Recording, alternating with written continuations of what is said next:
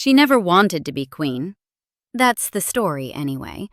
Told for 50 years, repeated in every obituary, baked into the national mythology like flour into a scone.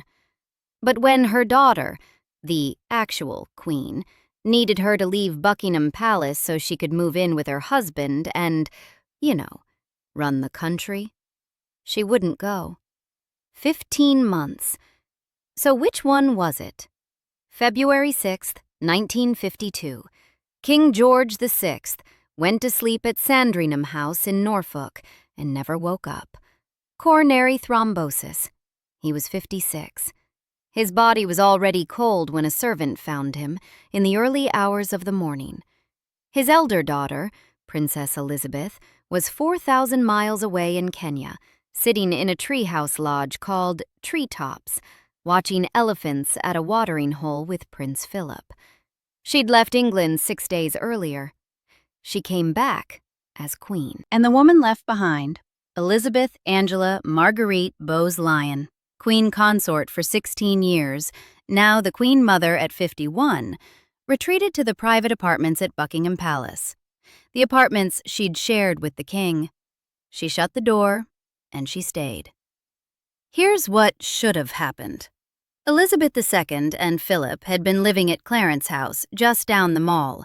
They'd renovated the place themselves after their 1947 marriage. Philip's naval pay, wedding gift money, years of work turning a war-neglected wreck into a real home. The expectation, understood by every single person in the royal household, was straightforward.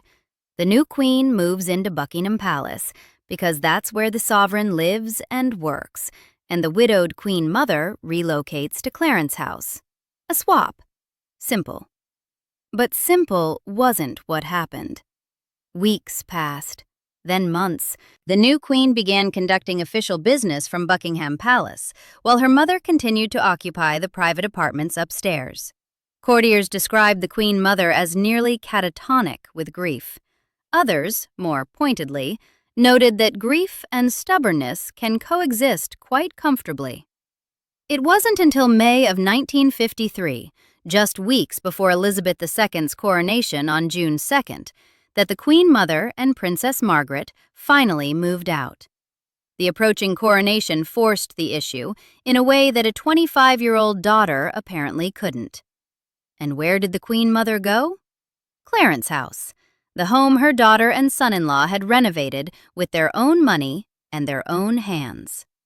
Philip, who'd overseen much of the restoration himself, was now permanently installed in the vast, drafty corridors of a building he found oppressive and institutional. The Queen Mother, meanwhile, would preside over Clarence House for the next 49 years, staffed by dozens, funded by the Crown, entertaining on a scale that would make your eyes water, in a home that had never been intended for her. She didn't want the throne.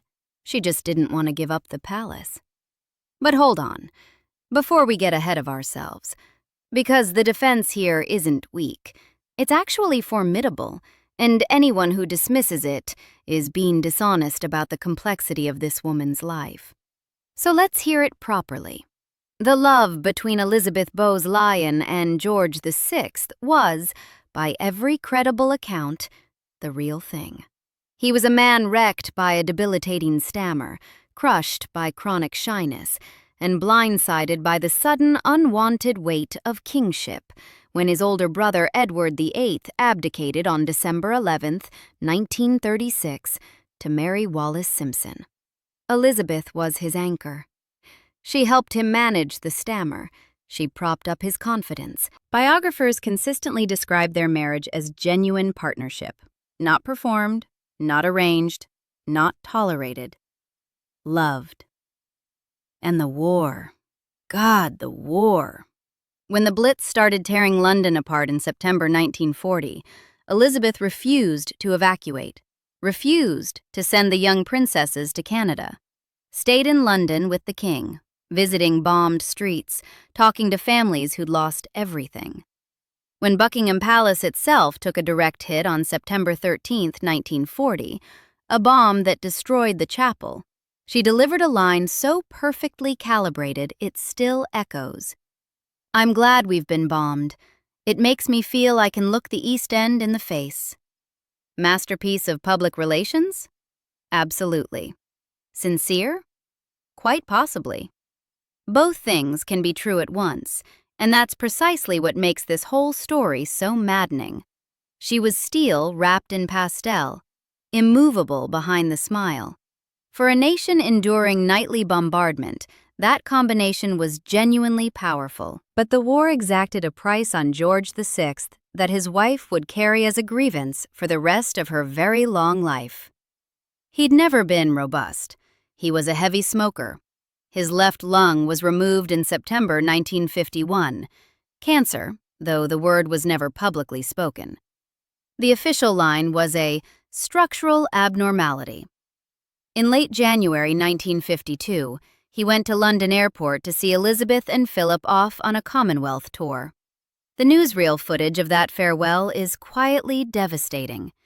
George VI, on the tarmac, hatless, gaunt, the wind catching his thin hair, visibly aged beyond his 56 years, waving at the departing aircraft. He looked like a man saying goodbye. He was. 6 days later, he was dead. The Queen Mother was widowed at 51. She wrote to a friend that she felt engulfed by great black clouds of unhappiness and misery. She considered withdrawing from public life entirely. She bought the Castle of May, a derelict 16th-century fortress on the remote northern coast of Caithness, as far from London and its memories as you can get without leaving Scotland. All of this is true. The love was real. The grief was real. The wartime courage was real. No honest person contests any of it. But here's the question the record forces us to ask. Not whether the grief was real. It was. The question is whether the grief explains everything that came after, or whether it became a shield behind which a very different set of behaviors could operate, decade after decade, completely unexamined. Let's start with who she actually was, because the mythology gets this part wrong in a way that matters. Elizabeth Bowes-Lyon was not a commoner, not in any meaningful sense. She was Lady Elizabeth Bowes-Lyon, 9th of 10 children born to Claude Bowes-Lyon, who in 1904 became the 14th Earl of Strathmore and Kinghorn. Her family seat was Glamis Castle in Angus, Scotland, one of the most famous castles in Britain, reputedly the setting for Shakespeare's Macbeth, a property held by the Lyon family since the 14th century. She also grew up at St. Paul's Waldenbury, a substantial Hertfordshire estate. Governesses, servants, the highest circles of Edwardian aristocratic society from birth. What made her unusual as a royal bride wasn't her class. It was her nationality. For centuries, British royals had married into European houses, German, Danish, Russian, Greek. She was the first British-born bride of a prince in the direct line of succession in roughly 300 years. She was aristocracy joining royalty. She brought every instinct of privilege and entitlement that upbringing could install. And she didn't rush into it either. Prince Albert, Duke of York, shy, stammering, overshadowed by his glamorous elder brother, proposed to her at least twice before she accepted, possibly 3 times. She told friends she was reluctant to sacrifice the freedom of private life for the constraints of the royal family. That reluctance narrative would become her signature. The woman who never wanted any of this, who had it thrust upon her, who bore the burden graciously. It was perfectly calibrated to generate sympathy while making any accusation of ambition sound absurd. After all, how can you accuse someone of clinging to power if they never wanted it in the first place? Handy that. Now, the charm offensive. Let's talk about how the image actually worked, because you can't dismantle something without first appreciating how brilliantly it was built. The Queen Mother was, for roughly 5 decades after the war, consistently the most popular member of the royal family. The waving, the hats, the beaming smile that could light up a hospital ward or a race meeting with equal warmth. The nation's grandmother. The media didn't just perpetuate the image, they genuinely seemed to love her, in a way they loved almost no one else in the family. She was copied relentlessly, she was fawned over uncritically, and she provided exactly what both the press and the public wanted from the monarchy: warmth without controversy, glamour without scandal, tradition without threat. A one-woman argument that the whole institution was fundamentally benign. Whether Hitler actually called her the most dangerous woman in Europe is probably apocryphal. But the fact that the quote entered popular mythology tells you everything about how effectively the wartime persona had been established, and how durable it was. So that's the image: reluctant, selfless, warm, brave, grieving, gracious. Now let's talk about Prince Philip. If the palace standoff is the most dramatic single scene, the Queen Mother's treatment of her son-in-law is the most sustained and damning pattern in the whole story. It stretches across decades, and it starts before Elizabeth and Philip were even married. Philip of Greece and Denmark was a prince without a kingdom, born on a kitchen table on Corfu in 1921. His family exiled from Greece when he was an infant, his mother institutionalized for years, his father absent and eventually estranged. He was tall, sharp-tongued, impatient with protocol, and, critically, the nephew of Lord Louis Mountbatten, whose ambitions for his family's influence within the British establishment were as unsubtle as they were boundless. The Queen Mother didn't care for any of this. She had specific reservations, and some weren't unreasonable. All 4 of Philip's sisters had married German noblemen. Princess Sophie's husband, Prince Christoph of Hesse, wasn't merely a nominal Nazi. He was a Standartenführer in the SS and a director of Göring's Forschungsamt intelligence service. None of Philip's sisters were invited to his November 1947 wedding. The wounds were too fresh. Philip himself had served with distinction in the Royal Navy, earning mentions in dispatches at the Battle of Cape Matapan, but the family shadow lingered, and the Queen Mother, chosen in part because she was reassuringly thoroughly British, seems to have viewed Philip as precisely the wrong kind of outsider, too foreign, too connected, too ungovernable, and that last part was the real problem. Philip couldn't be managed. The Queen Mother didn't tolerate ungovernable elements, so she found allies. Sir Alan Tommy Lascelles, the formidable private secretary who served both George VI and the early years of Elizabeth II's reign, shared her wariness of Philip. Multiple biographers describe what formed between them: an informal but effective alliance to contain the Duke of Edinburgh's influence. Lascelles viewed Mountbatten as a schemer, and Philip as his instrument. Together with the old guard courtiers, they set about ensuring Philip's role after Elizabeth's succession was as small as they could make it. The most concrete battlefield was the surname question. When Elizabeth became queen in February 1952, Mountbatten boasted at a dinner party that "the House of Mountbatten now reigns." The remark reached Queen Mary, it reached the Queen Mother, it reached Churchill. On April 9, 1952, barely 2 months after the accession, Elizabeth II issued a declaration in council. The royal house would remain the House of Windsor. Philip was devastated. He told friends, "I am the only man in the country not allowed to give his name to his own children." A blunter version, widely attributed and entirely in character: "I'm nothing but a bloody amoeba." The Queen Mother's fingerprints were all over this. She and Queen Mary had lobbied Churchill and Elizabeth II hard. Their influence was decisive. It took until 1960, 8 years, before a limited compromise allowed some descendants to use the hyphenated Mountbatten-Windsor. Philip wanted to modernize the palace, streamline operations, reduce the suffocating protocol. He'd commanded a Royal Navy frigate. He understood efficiency.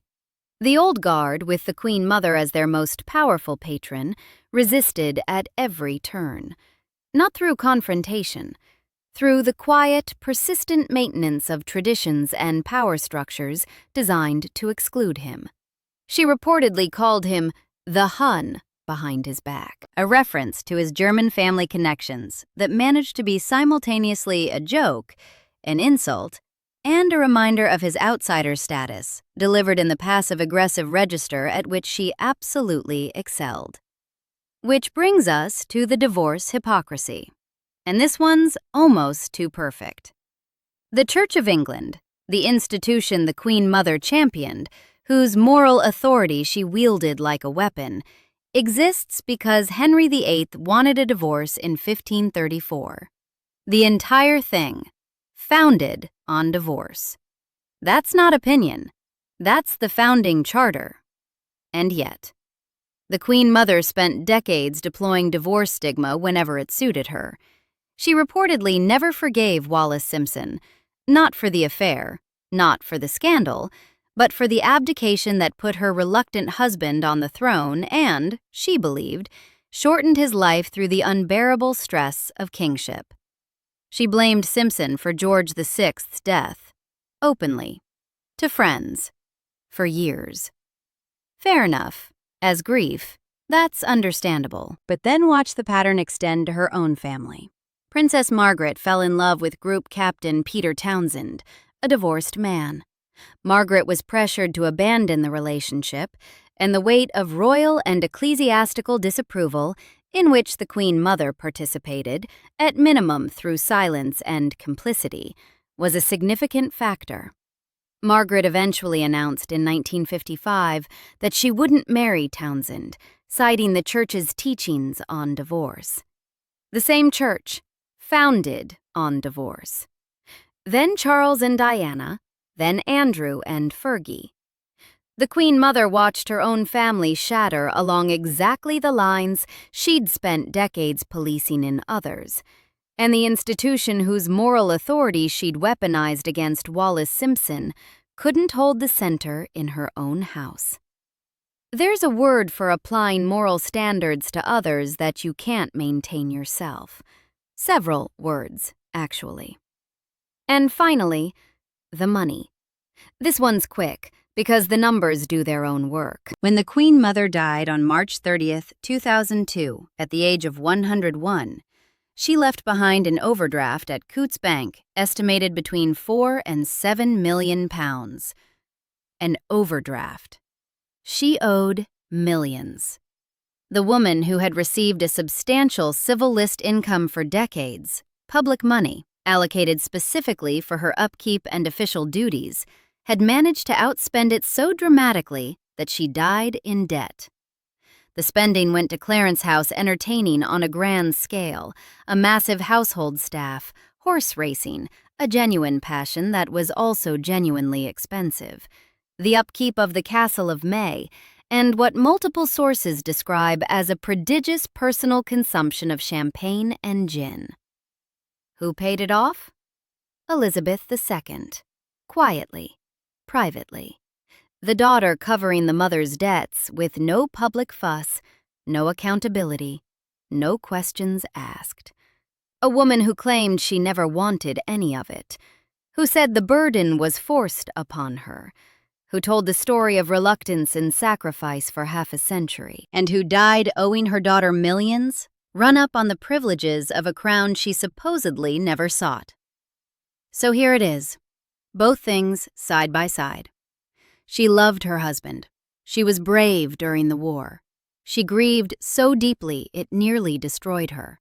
She charmed a nation for 50 years, and the charm wasn't entirely fake.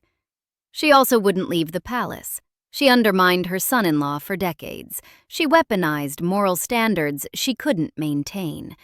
And she died millions in debt, quietly bailed out by the daughter whose home she'd taken, whose husband she'd diminished, and whose reign she couldn't quite stop managing. She never wanted to be queen. She just never let go of a single thing it gave her. If this story surprised you, subscribe for more like it.